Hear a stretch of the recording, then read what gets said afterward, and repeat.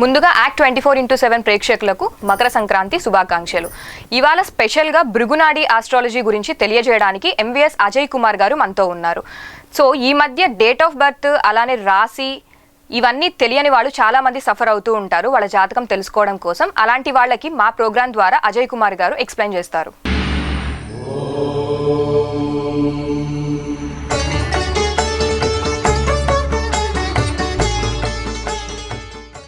నమస్తే అజయ్ కుమార్ గారు, ముందుగా మీకు మకర సంక్రాంతి శుభాకాంక్షలు. భృగునాడి ఆస్ట్రాలజీలో డేట్, టైమ్, సమయం ఇవన్నీ లేకపోతే ఆస్ట్రాలజీ చెప్పగలుగుతారా? యాక్ట్ 24/7 ప్రేక్షకులకు నూతన సంవత్సర మరియు సంక్రాంతి శుభాకాంక్షలు. ఈనాడు మకర సంక్రాంతి చాలా శుభదినము. ఎందుకనగా సూర్యభగవానుడు తన కొడుకు అనగా జాతక ప్రకారం మకర రాశిలో ప్రవేశిస్తాడు. నిజానికి సూర్యభగవానుడికి శని భగవానుడికి ఇద్దరికి శత్రుత్వం ఉంది. అయినప్పటికీ తండ్రి కొడుకు దగ్గర చేరడం వల్ల అదేవిధంగా అందరూ తండ్రి కొడుకులు కుటుంబం అందరూ ఒక దగ్గర చేరి పండగగా జరుపుకోవడము, వ్యవసాయదారులు పంటకు కోతకు రావడము, సూర్యభగవాను అనుసరించే మనము గోచారంగా వాతావరణం గురించి మనం చెప్తాం. కాబట్టి ఉత్తరాయణ నుంచి దక్షిణాయనం రాగానే ఈ యొక్క చలిగాలులు దీని ప్రభావం తగ్గడము, ఈ యొక్క వేడిమి ప్రభావం ఎక్కువ కావడం మనం గమనించవచ్చు. ఎందుకంటే ఈ మకర రాశిలో కుజుడు ఉచ్చ గనక, కుజుడు ఒక ఉష్ణగ్రహం గనక, రవి ఇంకొక ఉష్ణగ్రహం గనక, ఈ రెండు కలియటం వలన ఈ వేడి ప్రభావం మనం గమనించవచ్చు. ఈనాడు భృగునాడి జ్యోతిష్యం గురించి ఈ యాక్ట్ 24/7 ప్రేక్షకులకు చెప్పదలుచుకున్నాను. ఈ భృగునాడి పద్ధతి అత్యంత ప్రాచీనమైనది, ప్రాథమికమైన పద్ధతి. ఈ భృగునాడి పద్ధతి భృగు మహర్షి విఘ్నేశ్వరుడి కృప వల్ల మనకు వివరించాడని చెప్పి భృగ సంహిత శాస్త్రంలో వివరించబడినది. ఈ భృగునాడి పద్ధతిలో లగ్నము, రాశి, తేదీ, సమయము, దశ, అంతర్దశ మొదలైన వాటికి పెద్ద ప్రాముఖ్యత లేకుండా కూడా జాతకాన్ని వర్ణించడం జరుగుతుంది. మనకు పరాశర పద్ధతిలో సమయము, తేదీ, టైము ఇవన్నీ ఉండాలి. కానీ కొంతమందికి తేదీ ఉండదు, సమయం ఉండదు, వాడు పుట్టిన ప్రదేశం ఉండదు. ఈ విధంగా ఉన్నదానివల్ల వాళ్ళు జాతకం చెప్పించుకోవాలనుకున్నా కూడా వాళ్ళకి ఇవి లేని కారణంగా చెప్పించుకోలేక చాలా ఇబ్బంది పడుతుంటారు. వాళ్ళు ఎవరన్నా జ్యోతిష్యులు కలిసినప్పుడు వాళ్ళు ఏం చెప్తారంటే, అయ్యా మీరు తేదీ సమయం లేదు కాబట్టి మీకు ఎవరన్నా హస్త సాముద్రికం కానీ ముఖ సాముద్రిక చూసే వ్యక్తులను చెప్పించుకోండి, కానీ మా దగ్గర రావద్దు, మేము దాంట్లో మాకు ఇందులో చెప్పే రెమెడీస్ లేవు అని చెప్తారు. కానీ ఈ భృగునాడి పద్ధతిలో ఇందులో కూడా మనం తేదీ సమయం లేకున్నా కూడా చాలా తొందరగా ఈ జ్యోతిష్యం చెప్పవచ్చు. ఎలాగంటే ఒక వ్యక్తికి సమయం లేదు, ఇక్కడ రాశి లగ్నము ప్రాధాన్యత లేదు కాబట్టి ఆ వ్యక్తి పుట్టిన సమయంను బచక్రంలో గ్రహాలను ఆధారంగా, గ్రహాల్లోని కారకత్వాల ఆధారంగా చెప్పడం జరుగుతుంది. సపోజ్ ఒక వ్యక్తికి అయ్యా నాకు తేదీ లేదు, సమయం లేదు, నేను ఏ విధంగా జాతకం చెప్పించుకోవాలని చెప్పి అడుగుతాడు.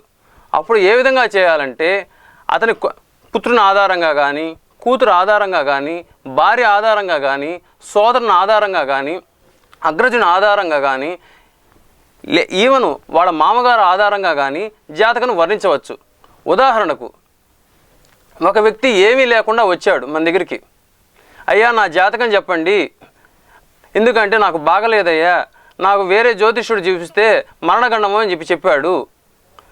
ఏ విధంగా చెప్పాడయ్యా, నీకు జ్యోతిష్యమే లేదు కదా, అయ్యా ఆయన ఎవరో ముఖం చూడగానే ఒక సాధువు గారు చెప్పారు నీకు మరణగండము అని చెప్పి, నాకు చెప్పండి అయ్యా అని చెప్పి వచ్చాడు. మనం ఏ విధంగా చెప్తాం? మనం జాతకంలో అతని పుత్రుని జాతకం ఆధారంగా రవిని చూసినప్పుడు ఆ రవిని రాహుకేతువులు కాలసర్పదోషంలో బంధించబడి శని గనక 6, 8 దృష్టిలో చూడబడితే అతనికి మృత్యుదోషం ఉందా లేదా అని చెప్పి మనం పరిపూర్ణంగా చెప్పచ్చు.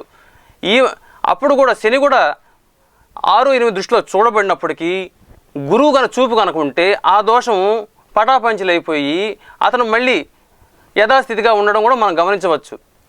ఈ రవి నుంచి ఏర్పడు గ్రహాల ఆధారంగా ఆ వ్యక్తి తండ్రి జాతకం కూడా మనం కులంకుశంగా చెప్పవచ్చు. కావున ఈ పద్ధతిలో మిక్కిలి ఉపయోగాలు ఉన్నాయి. మామూలుగా వింశోత్తరి దశ పద్ధతికి దీనికి ఒక భేదం చెప్తున్నాను.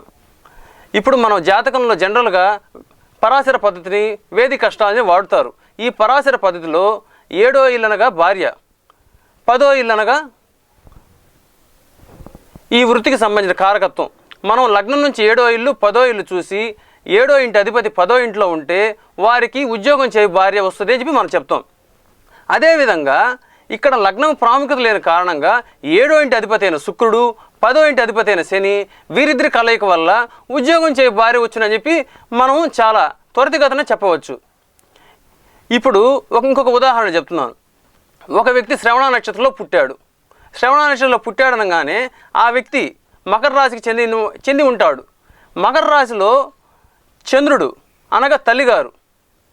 అదే మకర రాశిలో కుజుడు ఉచ్చ గనక కుజుడు ఇంటికి అంటే పాత ఇంటికి, డ్రై ల్యాండ్కి సంబంధించిన కారకుడు కావున తల్లికి ఒక పాత ఇల్లు కానీ, ఒక స్థలము కానీ ఉంటుంది. అదేవిధంగా కుజుడు భర్త కారకుడు కావున తల్లికొచ్చి భర్త చాలా క్రోధం గలవాడు అయి ఉంటాడు. ఇదే మకర రాశిలో గురువు నీచ కావున ఈ క్రోధం ఉన్న భర్తకి ఎక్కువగా డబ్బులు నష్టపోవడము, ధన సంపాదనలో నష్టాలు కలగడం ఇవన్నీ మనం చూడవచ్చు. ఈ విధంగా ఒక రాశిని చూసి, ఒక గ్రహం చూసి కూడా మనం వంశం జాతకం చెప్పడం ఈ భృగునాడి పద్ధతిలో మనం చూడవచ్చు. ఏలినాటి శని గురించి చాలా మంది భయపడుతూ ఉంటారు. దానివల్ల ప్రభావాలు ఎలా ఉంటాయో చెప్పగలుగుతారా? ఈనాడు ఏలినాటి శని, అర్ధాష్టమ శని, అష్టమ శని అని ప్రజలు చాలా భయపడుతుంటారు. ఎవరన్నా జాతకుడి దగ్గరికి జాతకం చూపించుకున్నప్పుడు ఆ యొక్క జ్యోతిష్యుడు చెప్తాడు, అయ్యా నీకు ఏలినాటి శని దశ నడుస్తున్నది, మీరు చాలా జాగ్రత్తగా ఉండండి అని చెప్తాడు. అసలు ఏలినాటి శనికి జాగ్రత్తకు చాలా ఏమిటి సంబంధం అని జాతకులు చాలా ఎక్కువగా భయపడుతుంటారు. ఉదాహరణకు చంద్రుడి నుంచి శని 2, 12, 1లో వస్తే దాన్ని ఏలినాటి శని అంటారు. ఇప్పుడు గోచారంలో ఉన్న శని జాతక చక్రంలో ఉన్న చంద్రునికి ఈ విధంగా వచ్చినప్పుడు ఏ విధంగా ఇబ్బంది పెడతాడంటే, ఈ చంద్రుడు రక్తముకు సంబంధించిన కారకుడు మరియు మానసిక సంబంధించిన కారకుడు, తల్లికి సంబంధించిన కారకుడు, ప్రయాణాలు మరియు ఎక్స్పెన్సెస్, ఈ విధంగా మనం చెప్పవచ్చు. ఈ శని వచ్చి కాళ్ళకు సంబంధించిన కారకుడు, వృత్తికి సంబంధించిన కారకుడు, ఈ విధంగా మనం చెప్పవచ్చు. సో అందువల్ల నేనేమి చెప్తానంటే, గోచారంలో ఉన్న శని మన రాశిలో ఉన్న చంద్రుడిని కలిసినప్పుడు చంద్రుడికి సంబంధించిన దోషాలను మటుకే మనం చూడాలి, కానీ మిగతా గ్రహాలకు సంబంధించిన దోషాలను మనం చెప్పకూడదు. ఉదాహరణకు ఇదే ఏలినాటి శనిలో ఎంతోమంది గొప్ప గొప్ప పదవులను అలరించిన వాళ్ళని చూడవచ్చు. ఉదాహరణకు మన ప్రధానమంత్రి అయిన నరేంద్ర మోడీ గారు వృశ్చిక రాశి. ఆయన ప్రధానమంత్రి అయినప్పుడు ఆయనకి ఈ ఏలినాటి శని నడుస్తుంది. ఏలినాటి శని వల్ల అతని పదవి ఊడిపోలేదు, కానీ అత్యున్నతమైన పదవి ఏర్పడింది. ఏ విధంగా ఏర్పడింది అంటే, ఏలినాటి శని అనగా గోచారంలో ఉన్న శని జాతకంలో ఉన్న మరో వృత్తి కారకుడైన శనిని, సంపాదన కారకుడైన గురువుని, అధికార కారకుడైన రవిని చూడడం వల్ల ఇవన్నీ ఏర్పడ్డాయి. అంతేగాని ఏలినాటి శని అనగా ఓన్లీ చంద్రుడికి సంబంధించిన మటుకే, కానీ మిగతా గ్రహాలకు సంబంధించింది కాదు. కాబట్టి నేను ప్రేక్షకులు చెప్పే మనవి ఏమనగా, ఏలినాటి శని అంటే జాతక చక్రంలోని 9 గ్రహాలు, గోచారంలోని 9 గ్రహాలు, ఈ 2 కలయికలు చెప్తేనే జాతకం ఏర్పడుతుంది. కానీ ఒక గ్రహాన్ని చూసి మిగతా గ్రహాలు చెప్పతే ఈ యొక్క ఏలినాటి శని ప్రభావం ఉండదు. కానీ ఒకవేళ ఈ ఏలినాటి శని గురించి చెప్పదలుచుకుంటే, జాతకంలో యొక్క దృష్టి, కలయిక, సంయోగము మరియు వక్రత్వము, పరివర్తన యోగము ఇవన్నీ చూసి చెప్పాలే కానీ ఒక వ్యక్తికి ఏలినాటి శని ఉందని చెప్పి త్వరతగతిన చెప్పి అతని బాధ పెట్టకూడదు. నాగదోషం, కుజదోషం, అలానే కాలసర్ప దోషాలు అంటుంటారు. మరి దోషాల గురించి కొంచెం వివరించగలుగుతారా? చాలామంది జాతకంలో అయ్యా మాకు నాగదోషము, కాలసర్పదోషము, కుజదోషము, ఈ దోషాల వల్ల మేము చాలా ఎక్కువ మంది ఇబ్బంది పడుతున్నాము, ఈ దోష నివారణకు మాకు మార్గాలు చెప్పండి, దీనివల్ల మేము చాలా ఎన్నో విధంగా నష్టపోతున్నాము, కాబట్టి మీరు తగు జాగ్రత్తలను మాకు సూచించి నివారణోపాయాలు తెలపండి అంటారు. అసలు కాలసర్పదోషం అంటే రాహుకేతుల మధ్య అన్ని గ్రహాలు బంధించబడ్డమే కాదు, రాహువు నుంచి కానీ కేతువు నుంచి కానీ సరి సంఖ్యలలో అనగా 2, 4, 6, 8, 12లలో ఏ గ్రహం ఉన్నా బంధించబడినట్లే మనం తెలుసుకోవాలి. అంతేగాని కాలసర్పదోషం అంటే రాహుకేతుల మధ్య గ్రహాలు బంధించబడినట్లు చెప్పకూడదు. నాగదోషం అనగా కుజుడిని అనగా కుజ భగవానుడిని రాహువు కానీ కేతువు కానీ 1, 5, 7, 9 దృష్టిలతో చూస్తే ఈ నాగదోషం జరుగుతుంది. ఈ నాగదోషం వలన కుజుడు ప్రతి పనికి చర్యక కారకుడు, మన ఆరోగ్యానికి కారకుడు వలన ఎక్కువగా తరచు అనారోగ్యాలు, మన చేయు పనుల్లో ఆటంకములు ఇవన్నీ జరుగుతుంటాయి. వీటి నివారణ కొరకు మనము మన కుజ భగవాన్ని తప్పక స్తోత్రం చేయవలను. అంతేకాకుండా ఈ కుజుడు సర్పజాతికి చెందినవాడు కావున సర్పప్రతిష్ఠ చేస్తే తప్పకుండా నివారణ దోషము మనం పొందవచ్చును. దోషాలు ఉన్న వాళ్ళకి ఏ ఏ దేవతలను పూజిస్తే ఆ దోషాల నుండి విముక్తి కలుగుతుంది? ఈనాడు చాలామంది చాలా ప్రోగ్రామ్స్ ఈ విధంగా ఎన్నో చూస్తుంటారు. అయ్యా నేను ఏ దేవతను పూజించాలి, దేనివల్ల నాకు మంచి ఫలితం వస్తుంది, ఏ విధంగా జరుగుతుంది, ఈ విధంగా లేనిపోని ఖర్చులు పెట్టి చాలా ఇబ్బంది పడుతుంటారు. ఒక వ్యక్తికి ఒక పేరు వచ్చిందంటే ఆ దేవత అనుగ్రహం వల్లే జరుగుతుంది. ఎట్లా అనగా మీకు ఒక ఉదాహరణ చెప్తాను. మనకు ప్రధానమంత్రి నరేంద్ర మోడీ గారిని తీసుకుంటాం. గురువుని జీవకారకుని గాను మగవారికి, శుక్రునికి ఆడవారికి జీవకారకునిగా మనం ఈ భృగునాడి శాస్త్రంలో చెప్తాం.